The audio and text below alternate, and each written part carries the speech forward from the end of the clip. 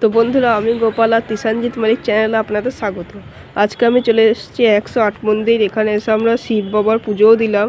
এখানে এসে আমার খুব ভালো লাগলো বন্ধুরা। দেখুন, আমরা এখানে এসে পুজোও দিলাম, খুব ভালো লাগলো। আমি এইটাই আমার প্রথমবার 108 মন্দিরে আসা বন্ধুরা। দেখুন এবার